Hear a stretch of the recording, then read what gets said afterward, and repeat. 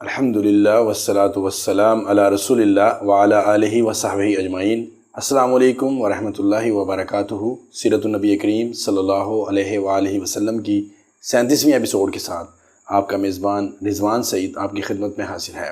عزیز دوستو، سب سے پہلے درخواست ہے کہ چینل کو سبسکرائب کر لیجئے اور ساتھ میں موجود بیل آئیکن کا بٹن بھی دبا دیجئے تاکہ ہر نئی آنے والی ویڈیو کا نوٹیفیکیشن آپ کو بآسانی ملتا رہے۔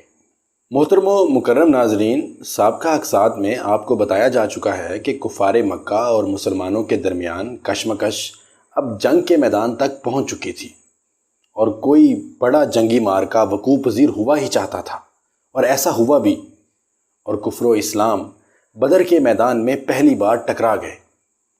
محترم و مکرم ناظرین، خاتم النبیین صلی اللہ علیہ وآلہ وسلم کی سیرت مبارکہ کی تاریخ کے لحاظ سے ترتیب کو ملحوظ خاطر رکھا جائے تو غزوہ بدر سے پہلے وقوع پذیر ہونے والے چند مزید واقعات کا تذکرہ کرنا ابھی باقی ہے، جن میں قبلہ کی تبدیلی اور اذان کی ابتدا کا واقعہ نہایت اختصار کے ساتھ ہم آج کی ایپیسوڈ میں بیان کریں گے۔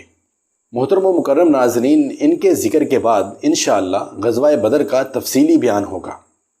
تحویل قبلہ کا واقعہ شروع کرنے سے پہلے یہ بات بھی ذہن نشین کر لیجئے کہ روزہ اور زکوٰۃ کی فرضیت بھی انہی ایام یعنی غزوہ بدر سے پہلے اور مدینہ منورہ کی ہجرت کے بعد ہوئی تھی، جس کی کہ تفصیل میں آپ کو ڈسکرپشن میں دے دوں گا، وہاں سے آپ اسے پڑھ سکتے ہیں۔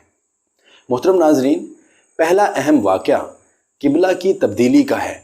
مکہ میں حضور اکرم صلی اللہ علیہ وآلہ وسلم رکن یمانی اور حجر اسود کے درمیان بیت المقدس کی طرف منہ کر کے نماز پڑھتے تھے، اور کعبہ بھی آپ صلی اللہ علیہ وآلہ وسلم کے سامنے ہی ہوتا تھا، جیسا کہ امام احمد بن حنبل نے ابن عباس رضی اللہ تعالیٰ عنہ سے نقل کیا ہے۔ جب ہجرت کے بعد مدینہ چلے آئے تو دونوں بیت اللہ اور بیت المقدس کی طرف منہ کرنا ناممکن تھا، تو آپ صلی اللہ علیہ وآلہ وسلم 16 یا 17 ماہ بیت اللہ کی طرف پشت کر کے بیت المقدس کی طرف رخ کر کے نماز پڑھتے رہے۔ مکہ میں حضرت صلی اللہ علیہ وآلہ وسلم کو دو ضرورتیں ایک ساتھ پیش تھیں۔ ملت ابراہیمی کی تاسیس و تجدید کے لحاظ سے کعبہ کی طرف رخ کرنے کی ضرورت تھی، لیکن مشکل یہ تھی کہ قبلہ کی جو اصل غرض ہے یعنی امتیاز اور اختصاص، وہ نہیں حاصل ہوتی تھی، کیونکہ مشرکین اور کفار بھی کعبہ ہی کو اپنا قبلہ سمجھتے تھے۔ اس بنا پر حضرت صلی اللہ علیہ وآلہ وسلم مقام ابراہیم کے سامنے نماز ادا کرتے تھے، جس کا رخ بیت المقدس کی طرف تھا۔ اس طرح دونوں قبلے آمنے سامنے آ جاتے تھے۔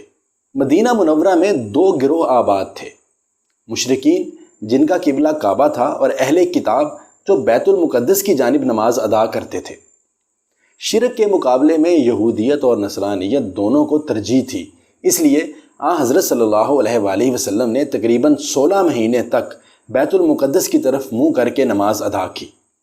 مزید مکہ میں اسلام لانے والے اکثر و بیشتر چونکہ مشرکین مکہ میں سے تھے، اس لیے فی الحقیقت ان کا اس بات میں بڑا کڑا امتحان تھا کہ وہ اسلام لانے کے بعد کس قدر اللہ تعالیٰ کے حکم کی بجا آوری اور اتباع سنت رسول صلی اللہ علیہ وآلہ وسلم کا فراغ دلانہ مظاہرہ کرتے ہیں۔ اپنا آبائی قبلہ بیت اللہ چھوڑ کر بیت المقدس کو اپنا قبلہ بناتے ہیں یا پھر اسی آبائی قبلہ پر اڑے رہتے ہیں۔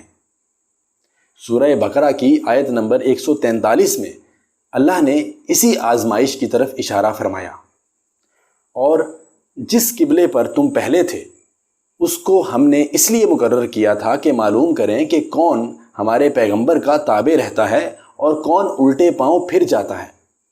اور یہ بات یعنی تحویل قبلہ لوگوں کو گراں معلوم ہوئی، مگر جن کو اللہ نے ہدایت بخشی وہ اسے گراں نہیں سمجھتے، اور اللہ ایسا نہیں کہ تمہارے ایمان کو یوں ہی کھو دے۔ اللہ تو لوگوں پر بڑا مہربان اور صاحب رحمت ہے۔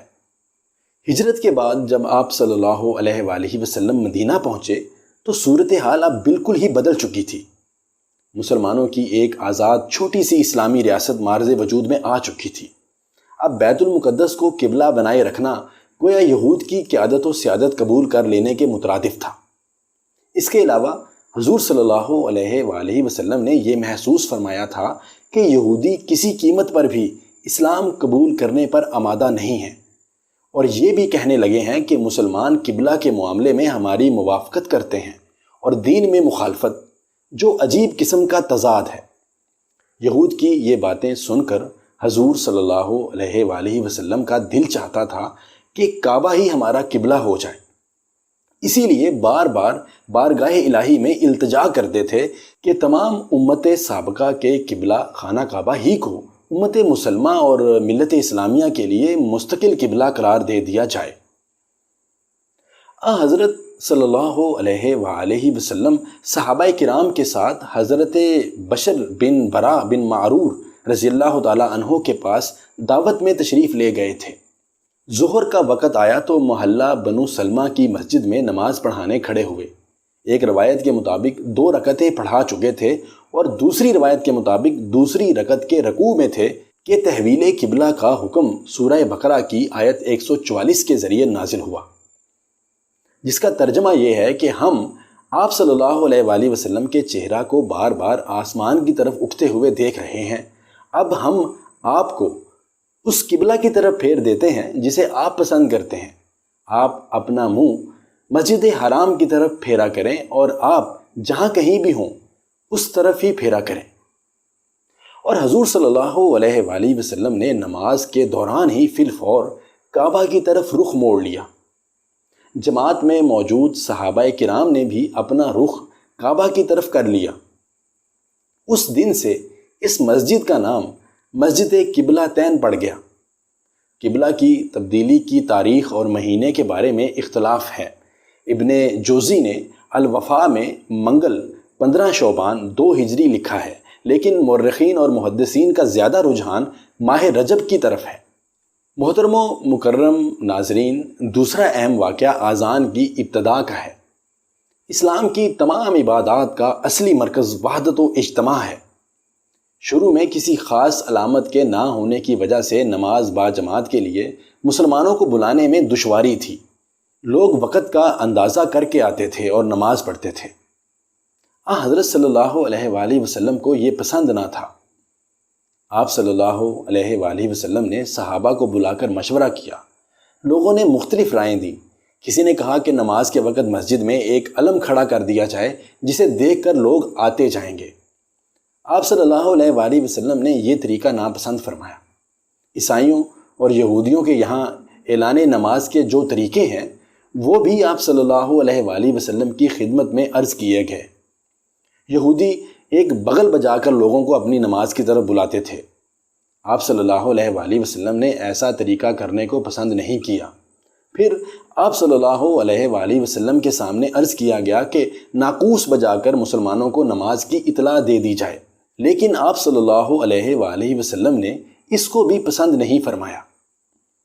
آپ صلی اللہ علیہ وآلہ وسلم اسی حال میں فکر مند تھے کہ عبداللہ بن زید بن ثعلبہ خزرجی رضی اللہ تعالیٰ عنہ، جو کہ انصاری صحابی تھے، انہوں نے اذان کا خواب دیکھا۔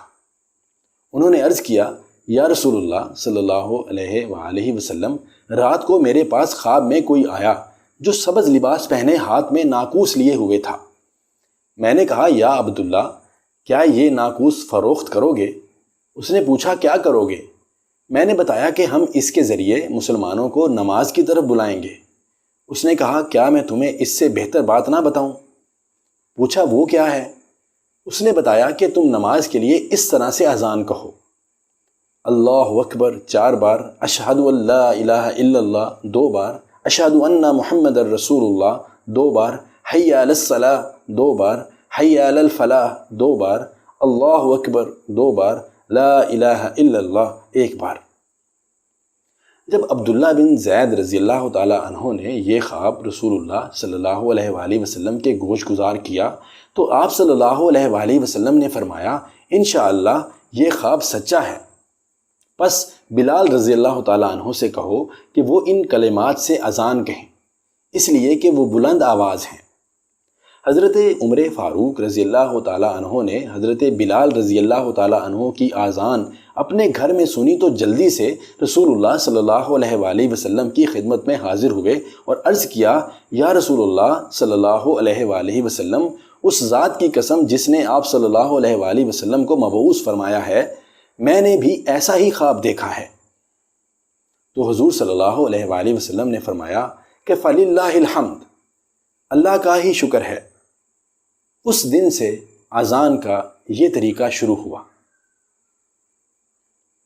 عزیز دوستو، یہ اقتباس سیرت النبی کریم صلی اللہ علیہ وآلہ وسلم جو کہ علامہ ابن کثیر نے لکھی ہے وہاں سے لیا گیا ہے۔ محترم و مکرم ناظرین، جب مؤذن اذان دے تو سننے والوں کو حضور صلی اللہ علیہ وآلہ وسلم نے حکم دیا کہ جب اذان سنیں تو مؤذن کے مثل اسے دہراتے رہو، اور جب مؤذن حی علی الصلاۃ اور حی علی الفلاح کہے تو اس کے جواب میں لا حول ولا قوۃ الا باللہ پڑھا کرو، اور اذان کے بعد خاص دعا پڑھا کرو۔ محترم ناظرین، مسجد نبوی کے دو مؤذن تھے، ایک حضرت بلال رضی اللہ تعالیٰ عنہ اور دوسرے نابینا صحابی حضرت عبداللہ بن ام مکتوم رضی اللہ تعالیٰ عنہ۔ نماز فجر کی اذان حضرت بلال رضی اللہ تعالیٰ عنہ تہجد کے وقت دیا کرتے تھے۔ صبح صادق ہوتے ہی حضرت عبداللہ رضی اللہ تعالیٰ عنہ اذان دیا کرتے تھے۔ بعد میں بھی مدینہ میں فجر کی 2 اذانوں کا معمول رہا۔ نماز جمعہ کی فرضیت کے بعد اس کی اذان اس وقت شروع ہوئی جب حضور صلی اللہ علیہ وآلہ وسلم خطبہ دینے کے لیے آ کر مسجد میں بیٹھ جاتے۔ حضرت عثمان غنی رضی اللہ تعالیٰ عنہ جو کہ خلیفہ سوم ہیں، انہوں نے اپنے دور خلافت میں جمعہ کے دن پہلی اذان دینے کا حکم دیا تاکہ لوگ مسجد میں آنے میں جلدی کریں۔ محترم و مکرم ناظرین، آج کے لیے اتنا ہی۔ رمضان کے روزے اور زکوٰۃ کی فرضیت کے بارے میں معلومات آپ کو ڈسکرپشن میں مل جائیں گی۔ اگر آپ کو ویڈیو پسند آئی ہے تو اس کو لائک کرنا اور شیئر کرنا مت بھولیے گا۔ اپنا بہت سارا خیال رکھیے گا، دعاؤں میں اپنے ہوسٹ کو یاد رکھیے گا۔ انشاءاللہ ملتے ہیں جلد ہی غزوہ بدر کے تفصیلی تذکرے کے ساتھ۔ تب تک کے لیے اجازت دیجیے۔ اللہ نگہبان۔